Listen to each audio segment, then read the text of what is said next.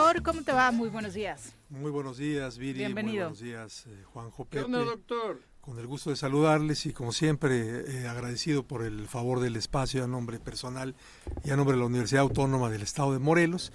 Y bueno, comentar algunos temas, desde luego de derecho, pero pues en relación al contexto político electoral que vive tanto el país como el Estado. Observaba yo el debate el día de ayer. Y, ¿Hubo debate? El debate presidencial y... el de las tres, el de las dos tres y... candidatos. Perdón, Sí. perdón, ni vi, no. Y en el contexto, pues yo lo que observo es más polarización en cuanto a las posturas de las partes en contienda, básicamente de un lado Morena con sus aliados y del otro lado PRI, PAN, PRD. Posiciones muy polarizadas, discursos en los cuales es más bien la ofensa y la denostación que las propuestas, pero más allá de eso, la reflexión es pensar México después del 1 de septiembre y después del 1 de octubre.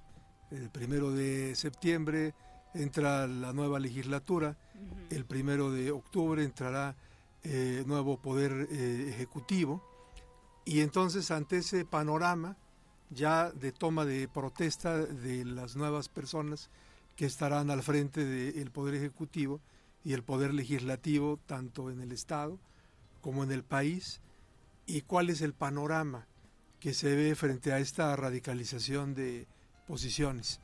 Yo creo que es importante que quienes lleguen en mayoría legislativa y quienes ganen los poderes ejecutivos en los estados y en el país, más allá de los discursos de polarización, tendrán que pensar en serio en empezar a trabajar y construir acuerdos. A lo mejor el día de hoy lo vemos complicado, pero no hay otra para sacar adelante al país. El propio diseño constitucional, por ejemplo, nos dice que si se pretenden hacer grandes reformas estructurales a el país, eso hay que hacerlo en la Constitución. La Constitución es una carta que presenta cuáles son las normas de organización del poder del país y el catálogo de derechos humanos que se reconoce. Se quiere meter mano, como dice en Argentina el constitucionalista Roberto Gargarella, se le quiere meter mano a la sala de máquinas de un país, que es las reglas de organización del poder.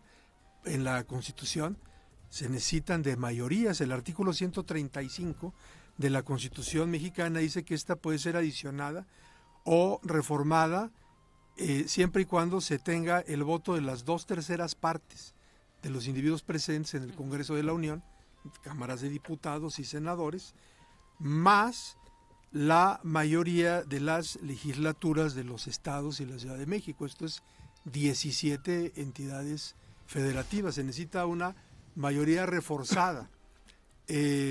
Como van los números, quien gane no va a tener una mayoría de las 2/3 partes en el Congreso, ni tampoco creo que tenga la mayoría simple en los estados. Se necesita del otro, y para necesitar del otro se necesita llegar a acuerdos. Inclusive en el diseño constitucional que tenemos actualmente, la fracción segunda del artículo 105 de la Constitución, que permite un recurso judicial que se llama acción de inconstitucionalidad, entre otros actores, una posibilidad que da la Constitución es que la minoría en las cámaras, que junte cuando menos el 33% de minoría, si observa que hay una reforma a una ley y esa ley es inconstitucional, puede recurrir a la Corte para plantear el tema. Pero ahora el hemos visto el 33%. Entonces, lo ideal en un sistema democrático maduro, pues es que por excepción, por ejemplo, existan las acciones de inconstitucionalidad.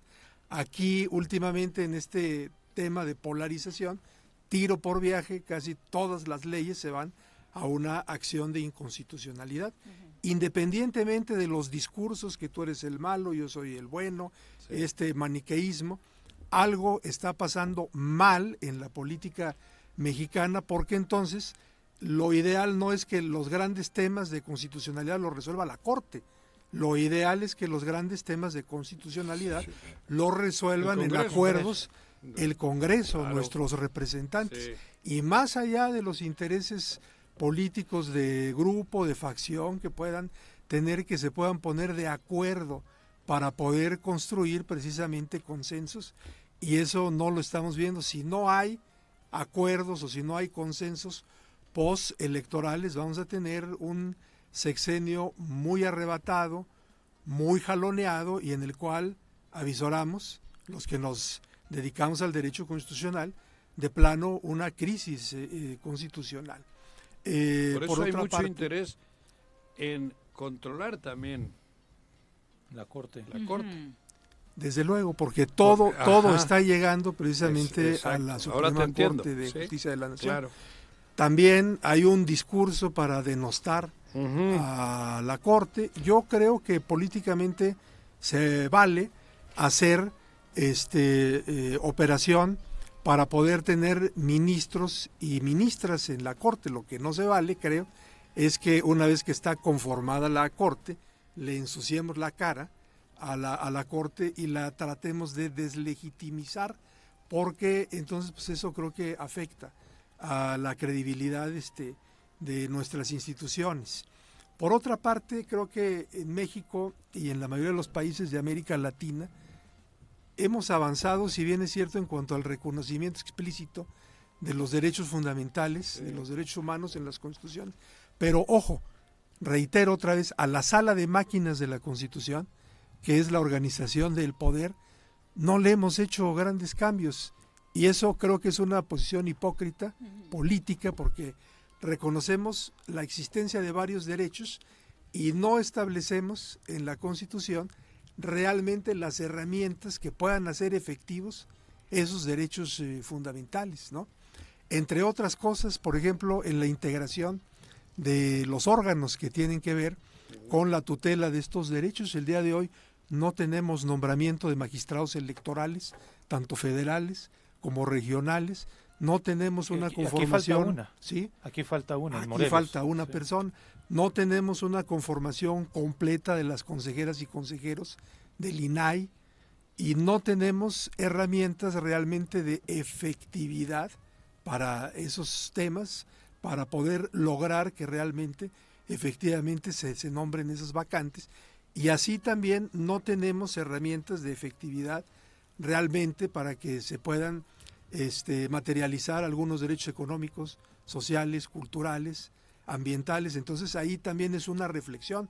Si realmente se piensa hacer una renovación del Estado mexicano, hay que meterle mano a la sala de máquinas de la Constitución, no solamente de forma hipócrita decir, pues hayan estos nuevos derechos, vivan los derechos y más derechos, y cómo los vas a hacer realmente efectivos si no haces una reforma a la sala de máquinas de la Constitución profunda, una reforma profunda en la cual realmente se puedan efectivizar esos derechos.